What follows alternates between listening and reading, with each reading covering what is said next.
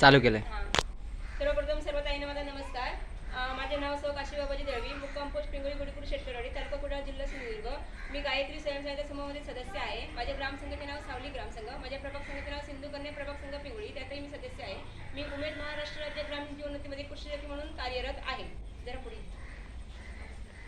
मी इकडे रेणुका समूहामध्ये आलेली आहे आणि त्या समूहातील महिला एवढ्या छान आहेत ना की त्यांना मी जे सेंद्रिय खत दाखवते त्या एवढं म्हणजे एवढे स्वतः असं मनावर घेऊन मी जे त्यांना सांगते ते प्रत्येक गोष्टी त्या मनावर घेऊन त्या लगेच त्या घरी बनवतात आणि आपल्या झाडांना वगैरे घालतात. आणि मी त्यांना बरोबर सांगते 15 दिवसांनी तुम्ही तुमचा माझा अनुभव सांगा. आणि आता ह्या प्रत्येक महिला आपला झाडांचा अनुभव सांगणार आहेत आणि प्लस CRP ताई जे त्यांना काय काय सांगितलं आहे ते पण त्या सांगणार आहेत. चला बोला ताई. माझे नाव सुमित्रा धनंजय जाधव. आमचं रेणुका समूह तालुका कुडाळ, जिल्हा सिंधुदुर्ग. आम्हाला कृषी सखी मॅडमने म्हणजे कांद्याचं पाणी बनवायचं कसं आणि ते खत तयार करून आपण घालायचं कसं ते शिकवलं.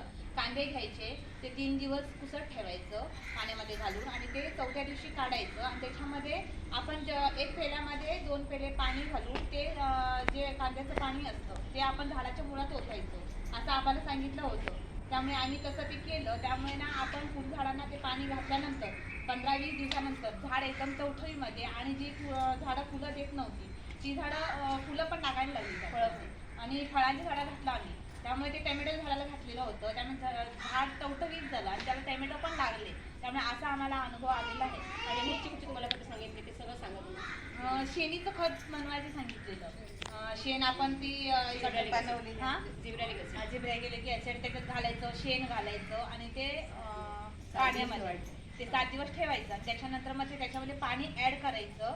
अर्ध ते हे असतं बनवलेलं ते आणि त्याच्यामध्ये अर्ध पाणी घालून ना ते आपण माडाच्या झाडांना म्हणा, पपईच्या झाडांना म्हणा, असे केळीच्या झाडांना म्हणा, असे सगळ्या झाडांना घालायला सांगितलं होतं. ते आम्ही घातल्यानंतर त्याचा अनुभव इतका छान आला की पपई पण लागायला लागले, केळीची झाडं पण टवठवीत आणि असं सुंदर आणि त्याला घड पण लागायला लागले.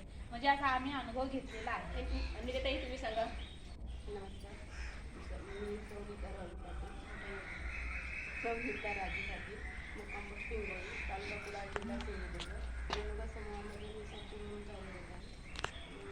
म्हणजे CRP ताई तुम्हाला जे काय सांगितले ते सांगा. CRP मॅडमने म्हणजे सगळी माहिती दिली. हे वगैरे करायचं कसं पुस्तकामध्ये लिहायची कशी आणि ॲडिटला येणारं ते सगळं म्हणजे पहिलाच सांगितलं आहे. आणि माहिती म्हणजे पूर्ण माहिती सगळी तिकडे काय माहिती हवी ती आम्हाला माहिती मिळते. मॅडम तुम्ही बोला. म्हणजे आपल्याला CRP मॅडम म्हणजे इतकं चांगलं की ज्या बायकांना आम्ही कसं एकत्रित जमा करायचो आणि एकटेच जाऊन आम्ही बँकेत पैसे भरायचो, पण ज्या बायकांना सह्या येत नव्हते त्या बायकांनी सह्या करायला शिकले. म्हणजे गटामध्ये येऊन गट स्थापन झाल्यापासून बँकेमध्ये जाऊन हप्ता भरायला जमत नव्हतं, पण त्या बायका आता स्वतः जाऊन हप्ता भरतात. म्हणजे हे त्यांना शिकायला मिळालं. आणि आपल्या गटामध्ये सगळे 12 जणी असल्यानंतर कुणाचे प्रॉब्लेम्स असले, कुणाच्या अडचणी असले तर सगळी मिळून एकत्र बसून आम्ही चर्चा करतो आणि त्यांना एकामेकाला सपोर्ट करतो. हे आम्हाला CRP मॅडमने शिकवले. सावली ग्रामसंघाची मीटिंग, आणखीन आपले ग्रामपंचायतीतले मीटिंग हे आम्हाला CRP येऊन सांगतात. प्रत्येक मीटिंगमध्ये ते जातात आणि ते आलेली माहिती तिथून काय सांगितलं ते सगळं आमच्या गटामध्ये प्रत्येक मीटिंगला ते उपस्थित होतात आणि ते आम्हाला सगळी माहिती देतात. त्यामुळे आपल्याला कृषी सखी मॅडम आणि आपले CRP मॅडम खूप काही माहिती दिली. त्यामुळे आम्ही त्यांच्याबद्दल किती सांगितलं तरी कमीच आहे.